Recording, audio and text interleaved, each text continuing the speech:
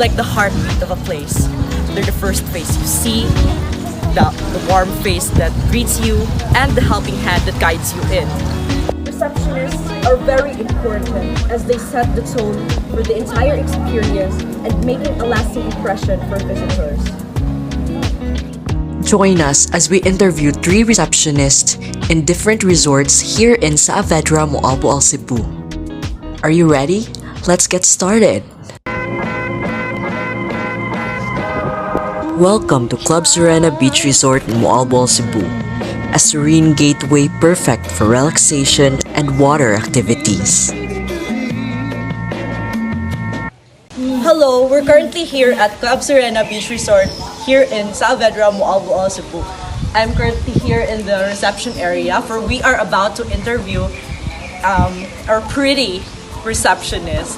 If you're ready, I'm more than ready. So let's do it. Good morning, ma'am. First of all, I would like to thank you for taking this interview with us. Your first question is, what is your name, your company name, and your year of experience? So, my name is Maria Ruala Marinehio. So, I'm 4 years here as a front office supervisor. Okay, your next question also. So, in your opinion, what makes you a qualified receptionist? So, ang amo adjung daily is ang daily nga mga atubang isang guest. Then, ang pinaka-kuan dyan namo is kanang mo handle o guest complaint. So, if naka-encounter na kagdaghang guest complaint, mo goroy makaingon ko nga qualified as receptionist ko. Okay. Which is na-handle na ko ang inana nga mga situation. That's stressful hours. So, next question. Do you have an experience working in a fast-paced environment before landing this job? Yes.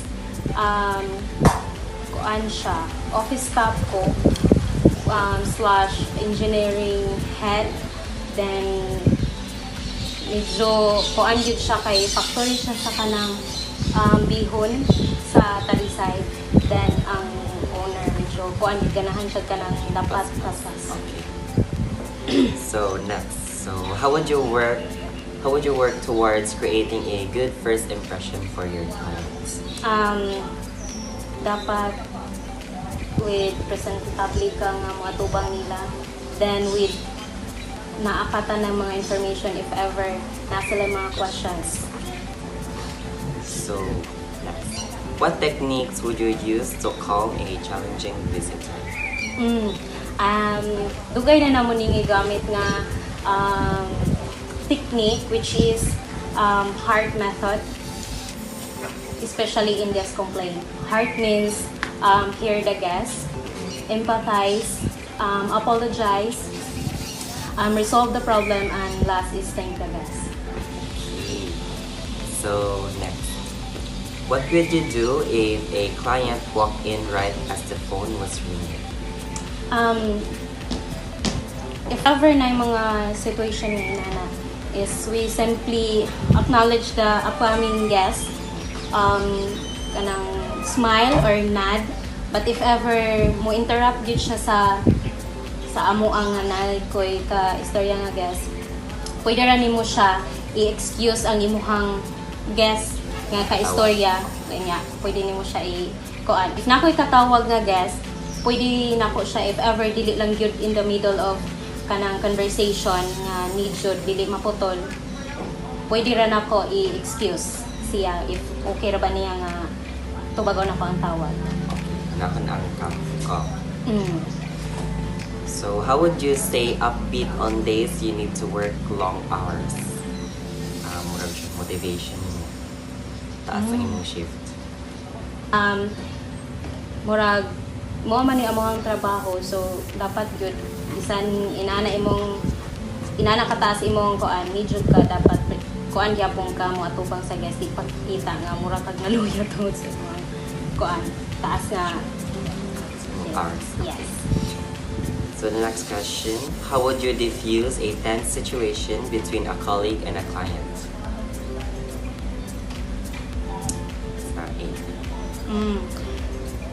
Kani nga situation is na-experience na sad nako, like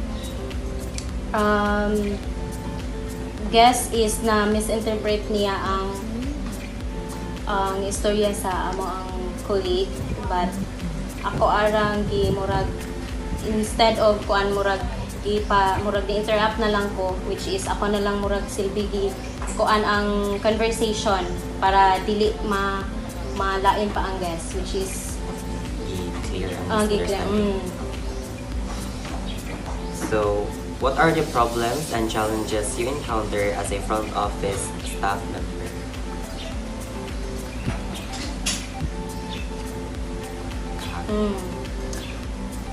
Challenges.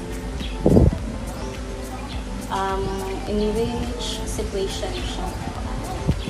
Kuan. Ano mo sa colleague, suggest? In your kuan na lang personal, in your life or problem.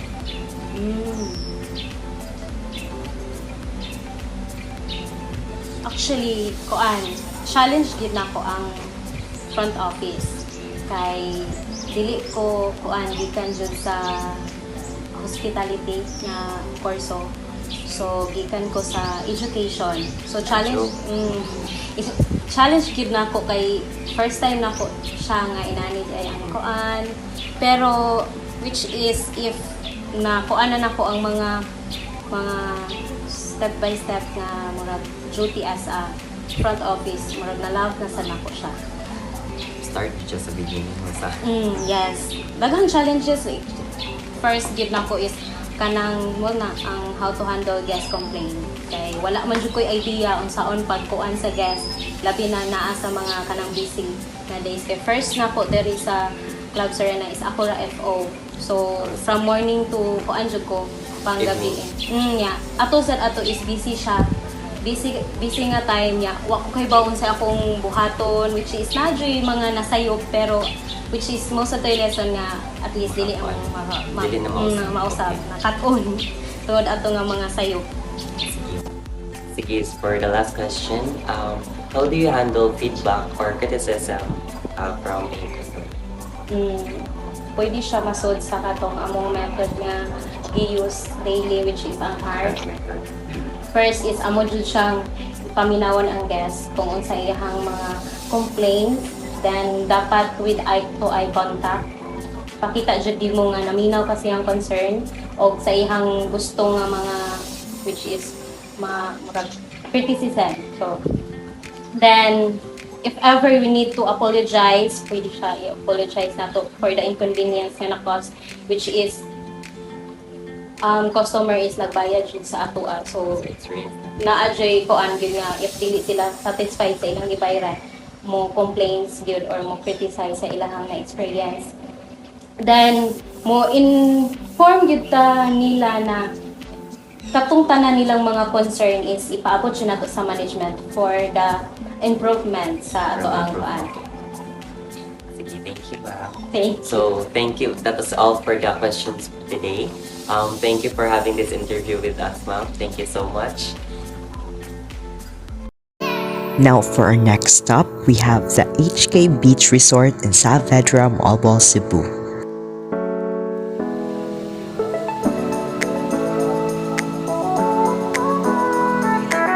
Hello everyone, we're currently here at HK Beach Resort here in Saavedra, Moalboal, Cebu. As we're about to interview the receptionist. Let's go! So, good afternoon, ma'am. Thank you for agreeing to this interview. I'm excited to learn more about your experience and qualifications for the receptionist position. So, with your permission, I'd like to record our conversation for video compilation purposes. Is it okay with you, ma'am? Yes, of course. Okay, so now let's start our interview. So, first question is, can you please introduce yourself, including your name, company, and years of service? Here's some good afternoon. I'm Dennis Villarazan from Alcantara, and I'm working here at HK Beach Resort, Moalboal. And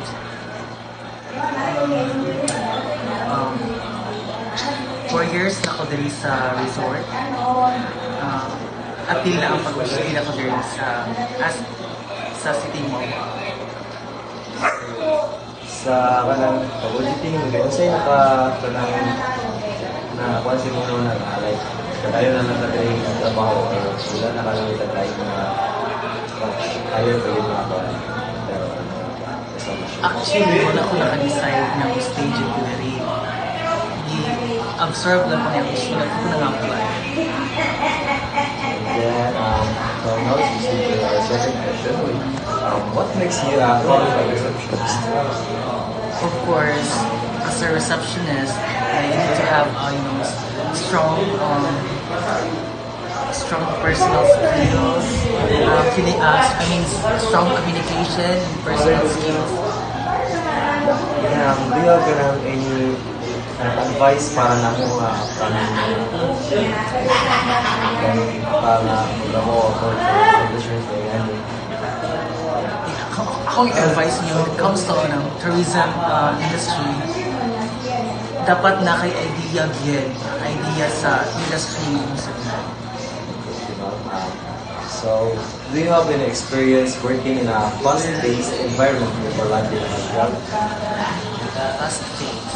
Of course, I have experience fast-paced such as in school works, activities, and personal responsibilities. How can you compare working in fast-paced environment and being a receptionist?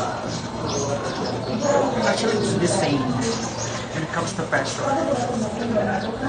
And then, how do you work toward creating a good first impression for clients? Of course, you need to greet them warmly. And then, what techniques would you use to calm a challenging person? Just remain calm and listen to their concern. And then, let's proceed to our next question. What would you do if a client booked and right as the phone was ringing? May time paabot, like 1 minute. Okay, you need to acknowledge them with a smile. Next is, how would you stay upbeat on days you need to work long hours? How would you stay upbeat on days you need to work long hours?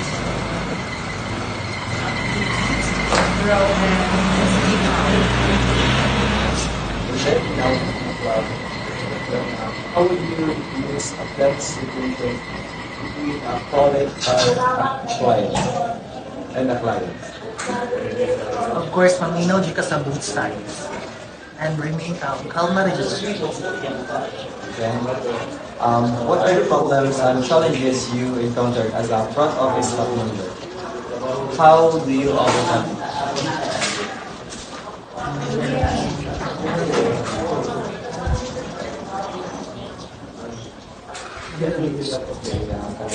What are the problems and challenges you encountered as a front office staff member? How do you overcome it? Problema or problem?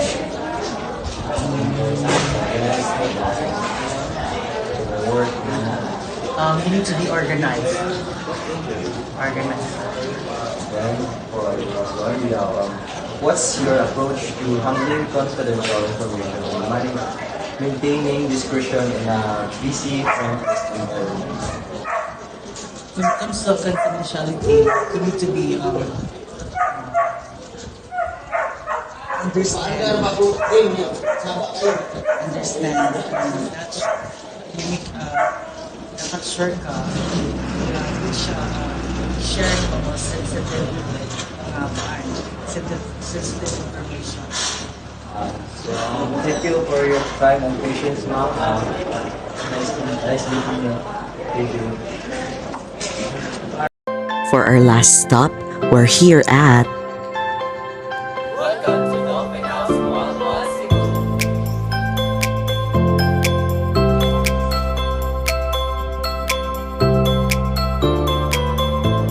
So, good morning, ma'am. I'm here for today for you to interview, ma'am. Let's ask your personal information, ma'am, sa name, company, sa years imong kuan service or sa imong kuan karon. Good morning. So my name is Adsmira Poiters. I work as a receptionist in Dolphin House Resort, located in Saavedra, Moalboal, Cebu. And I've been working here for just a little over 3 months. Thank you, ma'am. What makes you qualified as a receptionist, ma'am? For one, I think you need to have communication skills. Communication skills. Number two, patience, because you'll be dealing with different kinds of people with different personalities. Yes. At the same time, you need to learn how to multitask, as well as to have the ability or the drive to learn something new. Those are the things that would actually help you in terms of learning the ropes, even if it's like a totally different industry. Like me, for example, I've never have experience in working as a receptionist, so this is actually my first time. I'm still learning, and I can say that you need to at least have those four as basic, because you'll be dealing with customers, real people, and communication is key. Yes. My next question, ma'am, is: Do you have any experience in working in a fast-paced environment before landing this job? Yes, I was working at a call center industry before for at least almost 16 years. 16 years taas. Yes, and that gave me the experience in terms of curbing my patience, in terms of learning how to placate or to communicate with different kinds of people, how to profile people, and how to actually how you would communicate. There are bad things that you need to say, but you can actually say it in a different way, in a nicer way, just to get your message across. How would you work toward creating a good first impression for the clients? For that, I would say when you first face the customer, you need to show that you're confident even though you're unsure of what you're doing. So you have to also smile, and as much as possible in this industry, be as friendly as possible. Smile, Jude. And what techniques would you use to claim a challenging visitor? You have to make sure that you keep your emotions at bay. When customers have bad tempers or they're not in the mood, you can see it in their face, and you can see it with how the way they talk. Of course, di mo pwede sabayan. So you just have to keep calm. And that's something that is the hardest, especially when you're being confronted face to face by the customer. So I would just say, just keep calm at all times and explain as calmly as possible to the customer, especially if they can't get what they want. Calm. And what would you do if the client walked in right as the phone was ringing? Asay unahon nimo buhaton, ma'am? I would deal with the customer in front first. Yes, walk in. Yeah. I would first assist with the customer that is readily in front of me before taking the call. If the call ends before I'm done, then I'll call the other person back. How would you stay upbeat on the days you need to work for long hours? That's the hardest. Because when you're in a call center, only your voice, you can fake your voice. You can be tired, you can be sleeping, but your voice is still perky. But the thing here, because the customer can see you, even if your voice is perky, your face. Kita It has to match. And the good thing in this environment is that you're lucky if you have teammates that you get along with. We just joke around. That's basically just what we do. We joke around just to make sure that we are still upbeat and that we are still in a good mood so that we can survive the day. Yes, thank you. And how would you diffuse a tense situation between a colleague and a client? I've never experienced that so far, actually. So I wouldn't be able to answer. I wouldn't be able to give you an effective answer, unfortunately. It Yeah. would be fine, ma'am. Thank you. And what are the problems and challenges you encountered as a front office staff member, and how do you overcome it?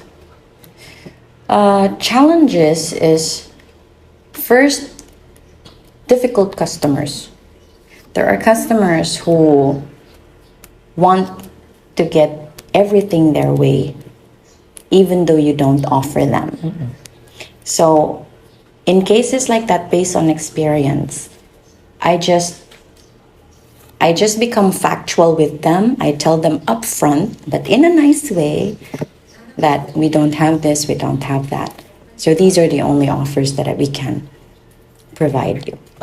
Yes, ma'am. My last question, ma'am, personal question in ako, ma'am, is as a receptionist, ma'am, what is your best experience? It's also still dealing with people, talking Yes. to them. There's ups and downs in terms of dealing with people because especially in Dolphin House, this is like we get global customers, not just in one particular country or continent. It's actually global. Although majority of our guests are Europeans, but we are now getting a lot of US and Asian guests as well. So dealing with different types of people, it's fun because you can see how diverse humanity really is. And it makes you amazed how communication really is important, Yes. because with different languages you can still communicate when you find a medium, which is English. For example. And then you get to meet friends unexpectedly. First they come as strangers and then you get close to them and then you become friends and they become return customers. Now we have a lot of customers that have been coming here for several years. They keep returning and they're like family. Mo dyan ko ang pinakangindot ng experience. And Yes. that would be all, ma'am. Thank you very much, ma'am. Okay, thank you also. The interview with our receptionists are very insightful, and I hope you learn as well. Thank you and have a nice day.